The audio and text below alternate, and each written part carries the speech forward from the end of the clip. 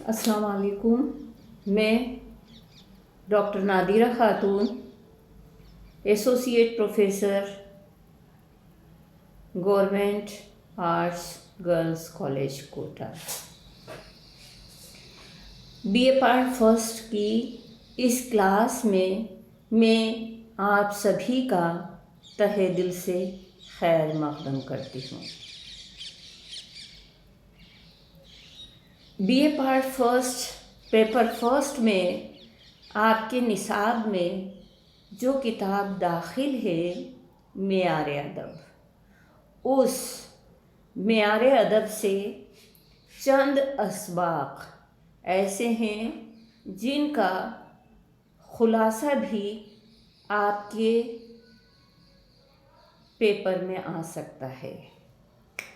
ان چند اسباق میں سے خلاصے کے نقطۂ نظر سے جو اسباق اہم ہیں ان میں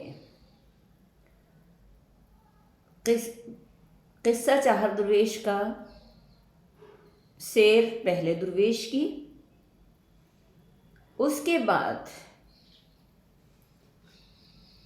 پنڈت رتن ناتھ سرشار کا سبق لکھنؤ کی رئیسانہ زندگی کی ایک جھلک. اس سے قبل میں اپنے یوٹیوب چینل پر آپ سبھی لوگوں کے لیے لکھنؤ کی رئیسانہ زندگی کی ایک جھلک اور میر امن دہلوی کی نثر نگاری کی خوبیاں اور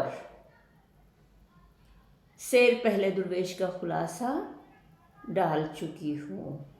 امید ہے آپ نے دیکھ لیا ہوگا اور کمنٹ باکس میں آپ اس پر اپنی رائے کا اظہار کر سکتے ہیں. آج میں آپ کو اردو کے عظیم نثر نگار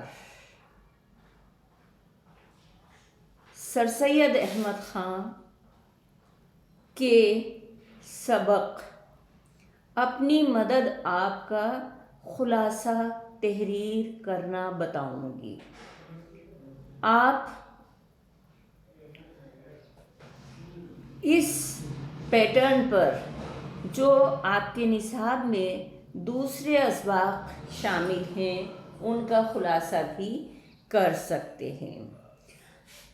جہاں تک سر سید احمد کا تعلق ہے، سر سید احمد خان قوم کے ایک سچے ہمدرد تھے.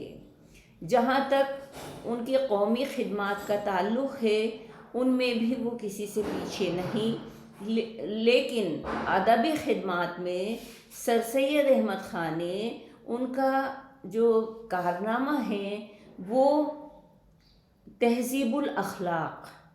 سر سید احمد خان کیونکہ ایک علمی اور ادبی خاندان سے تعلق رکھتے تھے، آپ کا گھرانہ علم و ادب کا گہوارہ تھا. آپ کی والدہ ماجدہ بھی ایک بہترین ادب کی جانکار تھی اور آپ کی تربیت کا نتیجہ تھا کہ سر سید احمد خان کے دل میں قوم کی ہمدردی اور زبان کی ترقی کا جذبہ کوٹ کوٹ کر بھرا ہوا تھا. تو سر سید احمد خان نے اسپیکٹیٹر اور ٹیٹلر اخبار دیکھ کر ولایت کے سفر کے دوران یا ولایت کے قیام کے دوران جب اسپیکٹیٹر اور ٹیٹلر اخبار دیکھے تو ان کو یہ احساس ہوا کہ ہمارے ہاں کوئی بھی اس طرح کا رسالہ جاری نہیں ہوتا ہے جو قومی، سیاسی، سماجی، اصلاحی، معاشرتی مضامین کا حامل ہو. اس لیے سر سید احمد خان نے اپنے ولایت کے قیام کے دوران ہی تہذیب الاخلاق کا خاکہ مرتب کیا اور ہندوستان آ کر تہذیب الاخلاق کا اجرا شروع کیا۔ جہاں تک سر سید احمد خان کے تہذیب الاخلاق کا سوال ہے، انہوں نے اس میں اپنے خیالات کو عوام تک پہنچانے کے لیے تہذیب الاخلاق کو ذریعہ بنایا۔ سر سید احمد خان کی تحریر مقفع اور مسجع نہیں ہے، تصنع اور بناوٹ سے پاک، سادہ اور پر اثر ہے۔ سر سید احمد خان ایک پروقار شخصیت تھے۔ انہوں نے جو اردو زبان میں باتیں لکھیں وہ کام کی باتیں لکھیں، اور انہوں نے قوم کی خدمت اور بہتری کے لیے اپنی پوری زندگی کو وقف کر دیا۔ وہ ایک زبردست مصنف تھے۔ ان کی تحریروں میں سماج کی چلتی پھرتی جیتی جاگتی تصاویر نظر آتی ہیں۔ ان کی انشا پردازی سحر انگیزی کا کام کرتی ہے، اور وہ روزمرہ کی زبان میں عمدہ اور کارآمد باتیں بیان کر دیتے ہیں۔ انہوں نے اپنے اس مضمون کا آغاز کیا ہے ایک نہایت آزمودہ مقولے سے، اور وہ مقولہ ہے کہ جو اپنی مدد نہیں کرتا خدا بھی اس کی مدد نہیں کرتا۔ یعنی انسان کو سہاروں کو چھوڑ دینا چاہیے اور اپنی مدد آپ کرنا چاہیے، کیونکہ ہم ہمیشہ یہ سوچتے رہتے ہیں کہ کوئی رہنما، کوئی رہبر آئے گا اور ہمیں یہ اس ذلت کے گڑھے سے نکال دے گا۔ یہ سر سید احمد خان کا ایک اصلاحی مضمون ہے، جس میں وہ ہمیں اپنی مدد آپ کرنے کا جذبہ پیدا کرتے ہیں، اور جب یہ جذبہ ایک شخص میں پیدا ہو جاتا ہے تو وہ ایک کامیاب اور کامران زندگی بسر کرتا ہے۔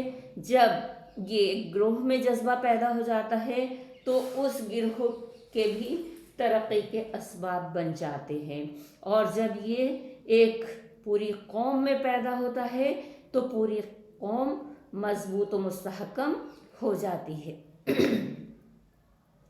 اور جب یہ مختلف قوم کے لوگوں میں ہوتی ہے تو پورا ملک، پورا وطن ایک مضبوط وطن کے طور پر کھڑا ہو جاتا ہے۔